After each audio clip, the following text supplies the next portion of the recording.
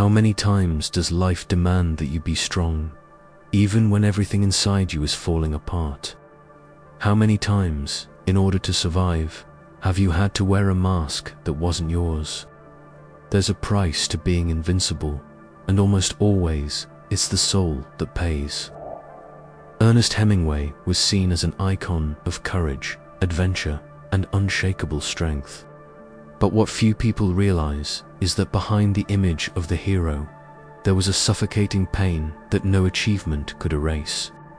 A pain so unbearable that it turned the search for meaning into a desperate struggle to keep on existing. His story is more than a biography.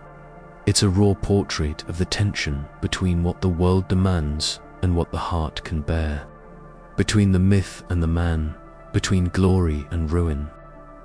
Once we understand this conflict, it's impossible not to ask, how many parts of ourselves are we sacrificing to become what others expect of us? This isn't just about remembering a great literary name, but about facing the mirror, the one that reveals what happens when pain is silenced for too long. Because suffering doesn't go away, it accumulates until one day it explodes. Few writers have so carefully shaped their own image as Ernest Hemingway. More than an author, he became a living myth, the fearless adventurer, the man who faced wars, hunted beasts, and crossed oceans as if challenging existence itself. But that image, powerful and seductive, was also a prison. He built, consciously or not, a mask, in the sense described by Carl Jung, the persona. A social adaptation, an armor made for the world to see, but which demanded, in return, the sacrifice of essential parts of his true self. His persona was that of the unbreakable man, the icon of virility and courage. However, beneath this rigid surface lived a deeply sensitive spirit, haunted by doubts, fears, and a melancholy that never found rest. This dissociation between the public self and the inner self creates, according to Jung, an almost unbearable tension, a split that gradually consumes the individual. When what is shown to the world strays too far from what is felt, the soul begins to grow ill. It is in this abyss that existentialists like Camus and Sartre also delved. The modern human being, thrown into a universe with no inherent meaning, must build significance from nothing. But this construction is fragile, painful, full of contradictions. Just as Hemingway built his image of strength against his internal emptiness, many today strive to appear successful, confident, happy, while, inside, they feel disconnected from themselves. Who has never, even unconsciously, worn a mask to survive? Who has never felt trapped between what others expect of us and who we really are? In the workplace, on social media, even among friends, the need to maintain an acceptable persona can create an invisible sense of exhaustion. The soul, muffled under layers of expectations, begins to scream, but often we don't know how to listen. Hemingway tried to resolve this tension through extreme action. He hunted, fought, explored, in an attempt to reaffirm, with each new challenge, his existence against the constant threat of the void. It was as if each feat was a test, not just for the world, but for himself. I exist, I feel, I am real. Yet with each achievement, the need for new proof only grew. The thirst was never quenched. At its core, what he embodied was the existential struggle against the sense of life's absurdity. The same struggle Camus described as the eternal effort of Sisyphus, condemned to push his stone up the mountain, only to watch it roll back down. The personal myth Hemingway constructed was, in itself, a desperate response to the absurd. But like every myth that becomes too rigid, it eventually turned against its creator. Understanding this dynamic is essential to grasp not only his tragedy, but also the invisible tensions that shape our own lives. Each time we stray from who we are to maintain an external image, we create an inner crack. And if we ignore that crack for too long, it grows until one day, silently, it swallows us whole. Living was not enough for Hemingway. He needed to feel life in its raw state, to challenge it to its limits, to test himself with each new dawn. In a world where daily life often becomes a mechanical sequence of tasks, he sought what few dare to face, the full intensity of existence. And this wasn't a whim. It was a visceral response to the terror of emptiness, the same sensation described by Nietzsche, who warned of the need to affirm life even in the face of its harshness and ultimate lack of meaning. By plunging into wars, African safaris, and fishing expeditions, he wasn't merely seeking adrenaline. He was seeking meaning. He tried to prove to himself that life could be more than numbing routine, that pain and risk had something to teach that comfort never could. The idea of amor fati, to love one's fate, as Nietzsche preached, manifested in his almost obsessive willingness to embrace even the most brutal aspects of existence. Turning these extreme experiences into art was his way of sublimation, in the Freudian sense. The wound life inflicted on him was, at the same time, his greatest creative source. Every story, every character, every written line carried not just observation, but living flesh, sweat, fear, and courage. It was as if every novel were a silent scream against the absurd, a way to capture in words what cannot be held in one's hands, the fleeting fluidity of life. But there was also a high price. The more one seeks intensity, the harder it becomes to accept moments of silence, periods of calm. Ordinary life, so valued by many, became for him almost unbearable. Without a new challenge ahead, the shadow of uselessness struck him with doubled force. In such moments, Hemingway plunged into deep states of restlessness and despair, as if, without the thrill of danger, his very existence lost its glow. This pattern echoes, in less dramatic ways, in many people's lives today. Those who grow accustomed to constant stimulation, travel, ambitious projects, intense experiences, often feel paralyzed when faced with the simplicity of daily life, as if only the extraordinary justified being alive. This thirst, if not understood, can become a trap, an eternal cycle of dissatisfaction where no achievement is ever enough. At heart, the author embodied the drama of a soul that needs extremes to feel alive, but with each new high also digs a new abyss. His powerful writing, his life of adventures, his personal magnetism, all of it sprang from a soul in constant tension between creation and destruction. What remains is the memory of a man who tried to live like a flame that never goes out, but who discovered, too late, that even the greatest fires need rest so they don't burn out completely. Before the glories, before the wars and the awards, there was a boy named Ernest trying to survive in an environment where love was a minefield. Few aspects of Hemingway's life explain his internal wounds as clearly as the childhood he endured, a silently devastated terrain where the seeds of suffering were planted very early. The relationship with his mother, Grace, was marked by a painful and ambiguous dynamic, imposing confusing gender roles, alternating between adoration and suffocating control. She projected onto her son expectations that crushed his emerging identity.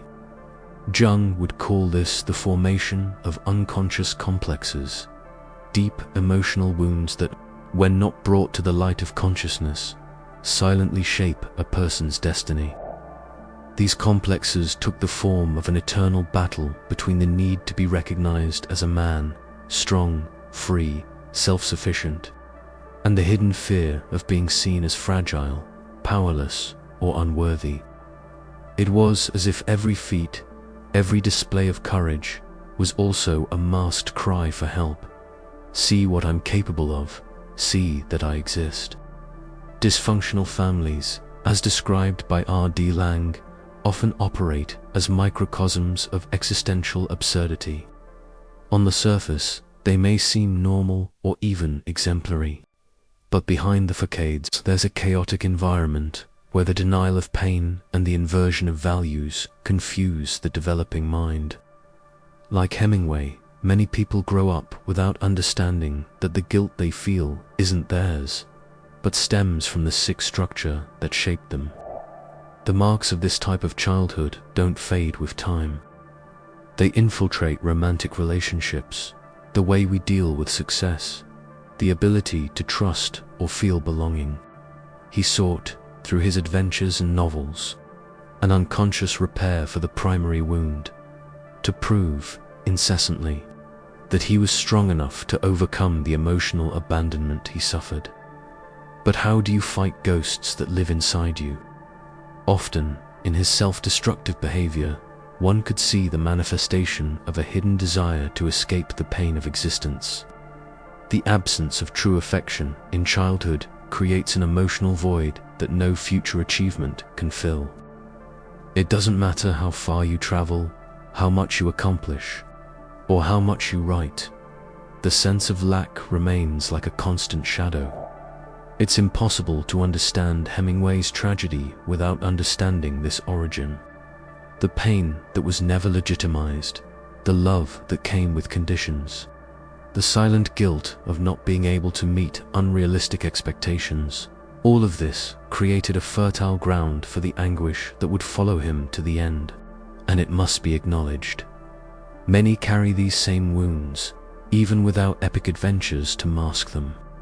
In every repetitive pattern of self-sabotage, in every turbulent relationship, in every inexplicable sense of emptiness, echoes the voice of the child who once just wanted to be accepted as they were, and who, not being heard, learned to harden their heart to survive. The mind often wages wars that no one sees. In his case, the battle was constant, intense, and solitary. The appearance of strength masked a silent struggle against feelings of emptiness, hopelessness, and inadequacy. A struggle so intense that, at times, existence itself seemed like a burden too heavy to bear. The depression that consumed him, described by Kierkegaard as the despair of infinite possibility, was not merely sadness. It was the anguished awareness of all the lives that could have been lived and weren't, all the paths that closed, all the versions of himself that never came to be. When the center is lost, even the greatest triumphs sound hollow. To anesthetize the pain that extreme lucidity brought, alcohol became a refuge, not just as an addiction, but as a desperate attempt to silence the inner voices. The escape through drinking is, for many, the illusion of brief relief, a moment when the world's demands cease, when inner wounds feel a bit more distant. But like every escape, it exacts a price. It further weakens the ability to face what must be faced. Between phases of euphoria and despair, what is revealed is a soul in irreconcilable conflict. On one side, the creative impulse that wanted to turn life into art. On the other, the underground current of self-sabotage that silently undermined every attempt at balance. It's a tension common to those who carry deep sensitivity in a world that values masks and performance over inner truth. And just as many today, without realizing it, turn to distractions to silence internal pain, whether through rampant consumption, hyperactivity, or even self-destructive behaviors. He too sought ways to escape from himself. The difference was the brutal intensity with which he felt everything, as if each emotion came unfiltered, raw and unbearable. The internal battle was never just individual. It reflected a culture that offers no safe space for suffering, that demands success and resilience, but doesn't teach how to deal with failure, loss, or the inevitable fragility of the human condition. In every relapse, in every moment of collapse, there was more than just an individual failing. There was the portrait of a society that still hasn't learned how to deal with suffering without stigmatizing it, without forcing its most sensitive children to smother what they feel. Pain that is not processed becomes a trap, and those who try to survive by silencing their own suffering will, sooner or later, find themselves cornered not by weakness, but by the impossibility of being whole in a world that fears vulnerability. The body is the first home we inhabit. It shapes our perception of the world and ourselves. When that body becomes a constant field of pain, reality distorts, and the mind gradually loses its anchors. In his case, successive physical injuries, car accidents, falls, war wounds, left deep marks not only on bones and muscles, but on his emotional structure. According to Merleau-Ponty's phenomenological view, our experience of the world is mediated by the body. When the body weakens, the entire mode of being also weakens.